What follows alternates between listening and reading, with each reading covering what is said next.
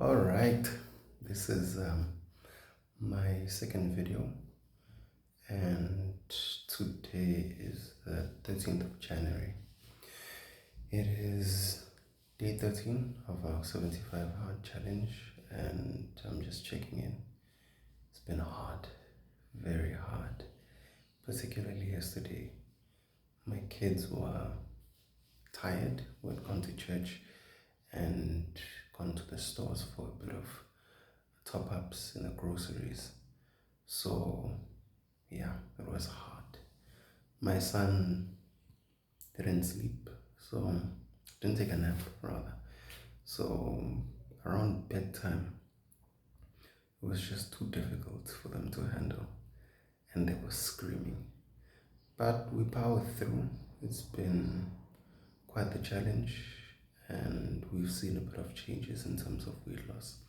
But the one thing that I want to emphasize in today's video is the importance of having a plan.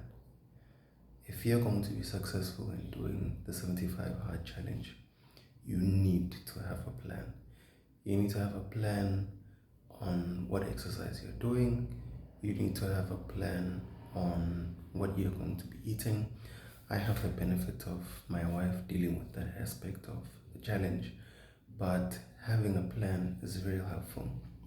Helpful because when I struggled with 75 hard in 2022, because I did 75 days, I might have mentioned in the previous video, I did 75 days and I thought, wow, I finished the challenge, only to find that I broke one of the rules on day 15. I did a bit of work outside and thought, yeah, that would count as my outdoor workout. It didn't. But big ups to me for powering through for the remaining days after day 15. Alas, I didn't succeed as I thought. But what was a big challenge for me was the fact that I didn't have a plan. I just went cold turkey and I thought, okay, I'll just do this thing and I'll take it one day at a time. Unfortunately, that does not work. I found myself being at a loss when I woke up in the morning to think, okay, what outdoor workout will I do? Okay, maybe I can go outside and walk. Okay, let me come back. I'll do my indoor workout. I was all over. And so, what I wanted to fix in this iteration of my 75 hard journey was doing it, having a plan on what it is am I gonna be doing on this particular day, what's my morning workout, what's my afternoon workout. Well, in my case, my workouts are spaced out like that. I have one in the morning, I have one in the afternoon, so that I don't break the 3 hour rule. But effectively, having a plan, what am I doing? And then preparation. Prepare yourself beforehand. What are you going to be doing? So the type of workout, and then make sure that you have your workout clothes taken out, ready for the next day. So what I do is, like for instance, yesterday, it was a Sunday. I was evaluating what sort of workouts I do for the week. I use Sunday as a baseline. I look at the week prior. What did I do well? Where can I improve? And then I look at the week ahead. I also do my weigh-in on a Sunday so that I can determine whether or not I'm having physical changes. So you want to have data, you want to have all the measurements. If you want to measure your waist, measure your bicep, whatever it is, have measurements, have them accounted for, because that way you'll be able to track your progress throughout the 75 days. So for me, Sundays, wake up, do my weigh-in, then I do my morning workout, go to church, come back, chill for a bit, and then do my second workout. That way I know for sure, okay, I've covered the workouts. And having a plan is very important because on the Sunday, I'll plan the workouts for each day for the week ahead. Also, leveraging technology. You now can do what people couldn't do 100 years ago, which is forecast the weather. I know it's been difficult, particularly where I live, because we are experiencing summer here in South Africa, and our summer, particularly in Durban, is very difficult to track. You wake up one morning, it says it's gonna rain. Midday comes along, not even a single drop of rain. You look ahead on the day to come, and it says it's going to be sunny. You wake up like today, the weather forecast said it will be cloudy and we'll have cloud cover and then we'll have a sunny day. I woke up, no cloudy, no sunny, just rain. And it has been raining, it's been pouring for the past couple of weeks. So we've had sunny days as well.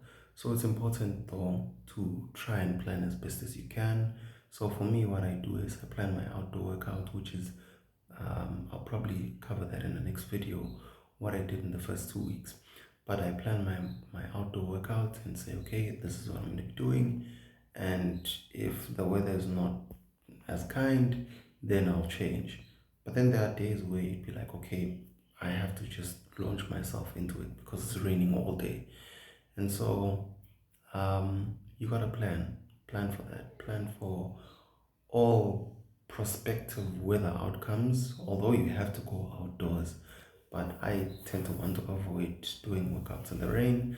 And then if it's completely unavoidable, then of course I'll go out and do it anyways.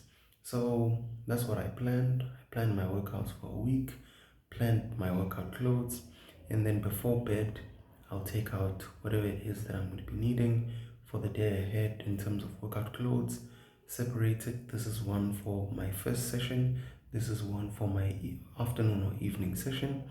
And I know day comes along, all I have to do is wake up, pull the clothes and put them on. Some people even go to bed wearing those clothes. In my opinion, it would be a bit difficult to do that because workout clothes tend to be tight. But anyways, whatever it is that you feel you need to do to make sure that you are prepared, and that preparedness must be, first of all, it must take away the element of uncertainty. So you shouldn't be waking up and thinking, okay, what am I going to do today? You should know exactly what you're going to do. Second, it should take away the friction of saying, where's my top? Where are my pants? Where are my shoes? Know exactly where those things are. Preferably keep them in the same place so that when you wake up, you know, I'm going. And then lastly, have a plan around your water, which is the last thing I'll share today. One of the key things that you need to do in the 75 hard challenge is drink a gallon of water. That's about 3.8, just under 4 liters of water. For me, I know as soon as I wake up, I have my first 500 milliliters.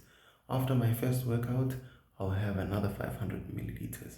During my workout, if I want to, I'll have as much water as I want. Definitely, by the time I finish my first workout, I've done more than a liter, or at least a liter of water. That's 25% of the journey done. And then straight after that, while I'm still soaking wet after my first workout, I come back, because I'm doing it with my wife, I take my picture. And just by doing those things, I've started 3 of the, give or take, 7 things that I need to do. And I know I'm on track for success. Come midday, I usually wake up around 5 a.m. Come midday, and anyways, it's summer in Durban, so by 5 a.m. it's already sunny most days if it's not raining. So by midday, I know I've done at least 2 liters of water. And then if you're gonna have 3 meals, depending on the diet that you choose, focus on taking each meal with at least 500 milliliters of water. That way you have an additional 1.5. So your first workout and your meals will give you 2.5 liters. And then your last workout, you can have about 500 mils to a liter of water. That way you've got 3.5 milliliters of water in the tank. And the remaining portion could be accounted for by any kind of drinking that you will take of water during the day. And that way you will always succeed at the 4 liters. You won't find yourself in a situation where you are at the end of the day and you've only had a liter of water and now you have to chug plus minus 3 liters. It's uncomfortable and it's difficult to sleep when you do that. So the key thing is starting out early and making sure that you get as much work done in the earlier stages of the day, so that come the end of the day, you are having your dinner, you're having that glass of water, and you are done. You have succeeded in drinking the water that is required. You have succeeded in doing the workouts that are required. I think in the next video that I will take, I'll go through my plan in more detail to show you how, as a person who's done 75 hard 3 attempts before this one, how I've planned out this attempt particularly for success. Enjoy. If you're planning to do the challenge, or you're doing it, or you've done it already, big ups to you. If you are planning to do it, make sure that you plan ahead. That way you'll be more likely to succeed. It's a long journey, it's a hard journey, but it's doable.